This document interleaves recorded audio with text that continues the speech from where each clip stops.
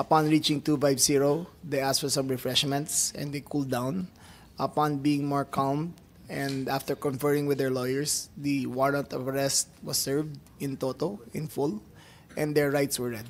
So sa tingin ninyo, itong 9 to 10 hours sapat na para sa isang pangkaraniwang tao na makakuha ng sariling abogado, tapos i-check yung kanyang warrant, pagkatapos mag-draft, mag-file ng maayos na petisyon ng habeas corpus. Ganun ba yun? Ma'am, you must, I think the record showed that there were 3 lawyers with him in conference with him during the entire time.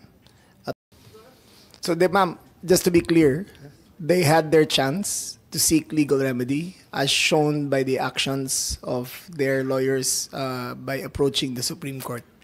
So there was no due process denied, ma'am. Siguro sasabihin ko at tatanungin ko kay Attorney Medina, ang ating constitutionalist po rito. Masasabi ba natin na nabigyan si PRRD ng sapat na pagkakataon para alamin itong validity ng kanyang, yung katotohanan ng kanyang pag-aaresto? Ilang oras ba yung sinasabi natin na sufficient time, yung sapat na panahon?